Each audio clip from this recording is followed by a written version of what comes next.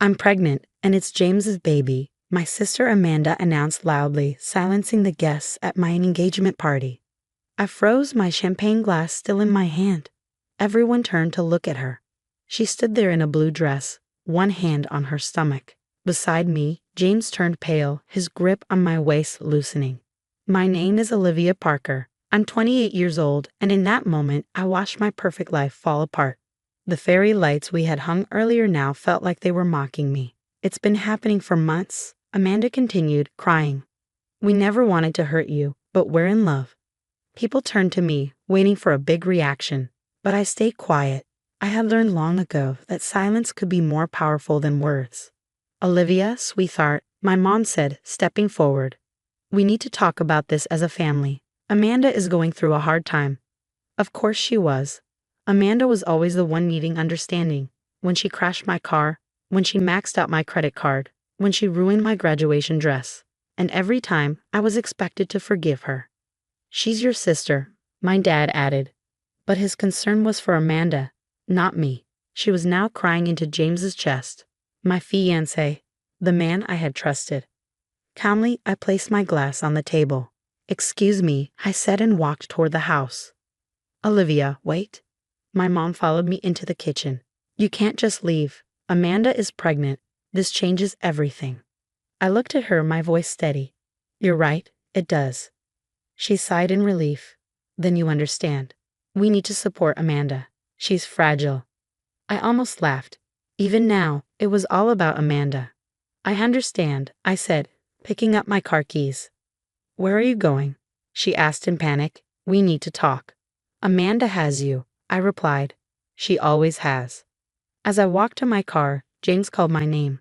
I didn't turn around. I didn't cry. I didn't give them the satisfaction of seeing me break. Instead, I drove to the one place I knew I could think clearly, my grandmother's cottage by the lake. What no one knew was that I had suspected this for weeks. James's secret texts, his unexplained meetings, Amanda's sudden illnesses, it all made sense. But I hadn't just suspected. I had prepared. 2 weeks ago, I hired a private investigator. 1 week ago, I moved my important belongings into a safety deposit box. 3 days ago, I started removing James from our joint accounts, and yesterday, I convinced him to take a DNA test, pretending it was for insurance. Sitting on my grandmother's porch, I ignored the flood of messages from James, Amanda, and my parents. Instead, I called the one person who had never believed Amanda's lies, my Aunt Sarah. I saw Amanda's little show on Facebook Live, she said. She always loved drama. She says she's pregnant, I told her. So she says, Aunt Sarah replied. But you didn't call me just to cry, did you? No, I said, sitting up straighter. I need your help. Does it involve making Amanda and James regret this? It might. I'm in, she said. What's the plan? For the first time that night, I smiled. First, we wait for the DNA results. Then, we show them what real family loyalty looks like. That night, as I lay in bed, my phone finally stopped buzzing. My family probably thought I was somewhere crying, waiting to forgive them. They thought they knew me, the quiet, responsible one who always put family first. But they have forgotten something.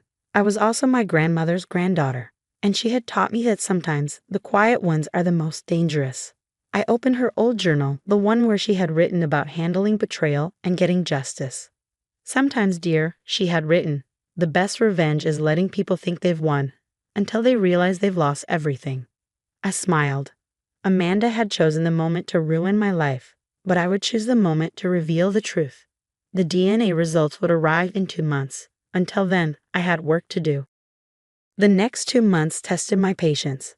I watched from a distance as Amanda and James played the happy couple, fully supported by my parents. Amanda even moved into my old apartment, the one I had shared with James, while I stayed at my grandmother's cottage, quietly putting my plan into action. They're telling everyone you had a breakdown. Aunt Sarah told me one morning over coffee. Amanda's acting like the caring sister, stepping in to support James while you recover. I calmly stirred my coffee. What else?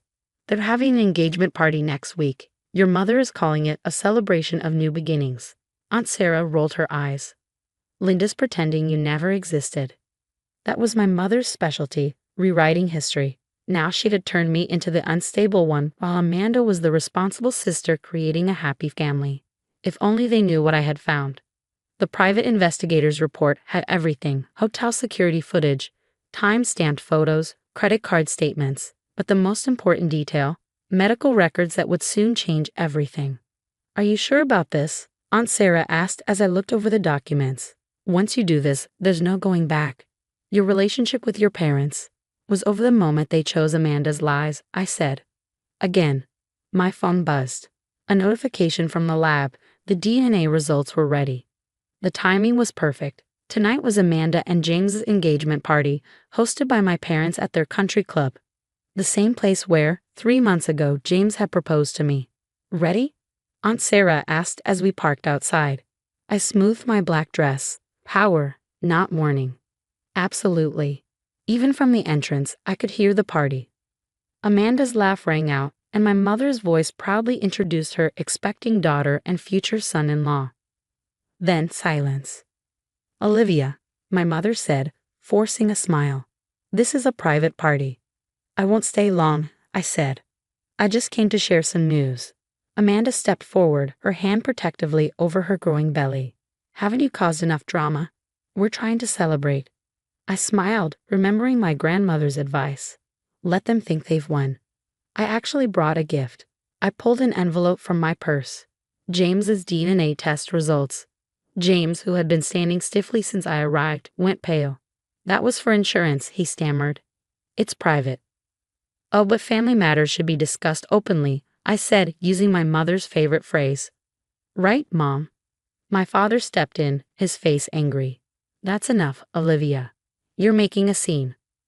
"No," I said quietly. "Amanda made a scene at my engagement party. I'm just finishing it." I opened the envelope slowly. "These results show something interesting. Something that makes it impossible for James to be your baby's father." Amanda's face drained of color. Behind her, James looked confused, then shocked, then furious as the truth hit him. "You're lying," Amanda whispered. "Science doesn't lie," I said. "But you do. About the pregnancy. About James. About everything." "Amanda." James's voice was hoarse. "What is she talking about?" I pulled out another document. "The investigator found your medical records. You had fertility treatments 3 months ago with your ex-boyfriend, Michael. The one you've been secretly seeing." Gasps and whispers filled the room. My mother swayed, reaching for support. "The timing is perfect," I continued. "You got pregnant right after James and I announced our engagement, and since Michael left you, I let the meaning sink in." "You planned this?" James asked Amanda, his voice rising. "All of it." Tears welled in Amanda's eyes, her usual move. "I was desperate. Michael left, and I saw how happy you were with Olivia. I thought. You thought you could steal my fiancé, lie about the baby's father, and have our parents cover for you," I finished. "And you were right. They did." I turned to my parents, who stood frozen. "You didn't even question it, did you? You just believed Amanda, like always." "We didn't know," my mother whispered. "You didn't want to know," I corrected. "You never do with her." The room had fallen completely silent. Even Amanda had stopped crying, realizing there was no way out. "You knew all along?" James asked, his voice shaky. "I suspected," I said. "Amanda's never been as clever as she thinks. And you've never been good at keeping secrets." Aunt Sarah stepped forward, her heels clicking on the polished floor. "I think," she said loudly, "this party is over." James stormed out. Amanda sobbed. My parents stood helplessly, trying to salvage what was left. No one looked at me. "Grandmother would be proud," Aunt Sarah said as we walked to the car. I thought of her journal, her lessons on patience and justice. Yes, I agreed. She would. But this wasn't over. The DNA test and medical records were just the beginning. There were more truths to reveal, more lessons to be taught. Amanda had always been the star of our family's show, but now I was in control of the final act.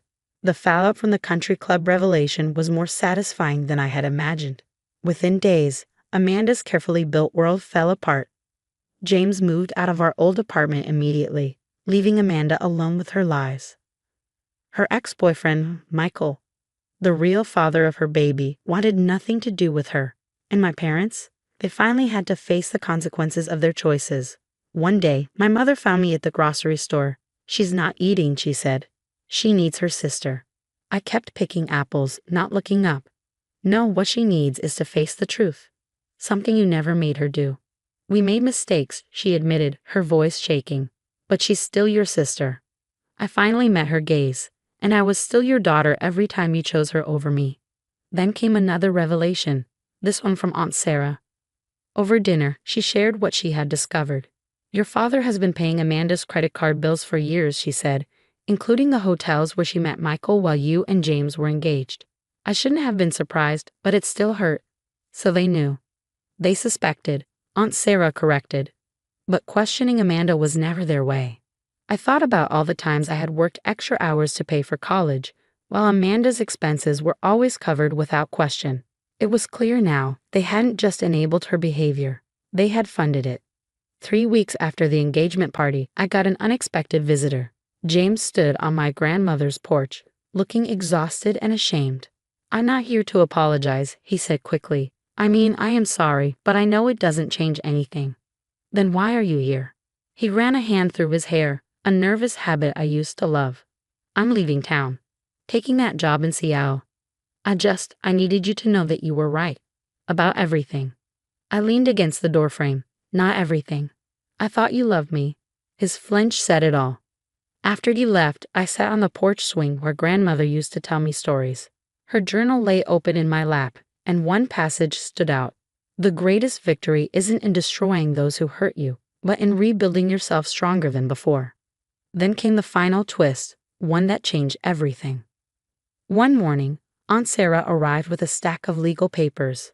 "I found these in Mother's safety deposit box," she said, spreading them on the table. "Looks like grandmother left you more than just the cottage." The documents revealed a trust fund in my name, one meant to help with my wedding and a future home. She had also kept records of every dollar my parents had taken from her to cover Amanda's expenses over the years. "There's a letter for you," Aunt Sarah added, handing me an envelope. In grandmother's neat handwriting, it read, "My dearest Olivia, if you're reading this, they finally pushed you too far. Use these documents wisely. Sometimes the best revenge is letting people face the consequences of their own actions." I followed her advice. My lawyer sent copies of the financial records to my parents with a simple note. The truth has a way of revealing itself. 2 days later, Amanda moved back home, her perfect future in ruins. My parents could no longer deny what they had done. "What do you want from us?" my father asked over the phone, his voice heavy with defeat. "Nothing," I said honestly. "I don't want anything from you anymore." That was the real victory, not punishing them, but freeing myself. 6 months later, I sold my share of the family property. Amanda tried to fight it, but the documents were airtight. I used the money to buy a small bookstore near the cottage, something I had always dreamed of but never pursued because my parents wanted me to be practical. Aunt Sarah helped me renovate, and on opening day she gave me a special gift. Grandmother's journal, rebound in leather with a new inscription. For Olivia, who learned that the quietest voice often speaks the loudest truth. I keep the DNA test results in my desk drawer, not as a reminder of betrayal, but as proof of my strength. Amanda still lives with our parents, her baby due any day now. I hear things about them sometimes, but their drama no longer touches me. Last week, I got a wedding invitation from James. He's marrying someone new in Seattle. I sent it back unopened. Some chapters are better left closed. Now, as I sit on the cottage porch watching the sunset over the lake, I finally understand what grandmother meant about victory. It's not about winning the fight, it's about choosing your own path forward. Amanda's betrayal didn't break me. It set me free, and that is the best revenge of all.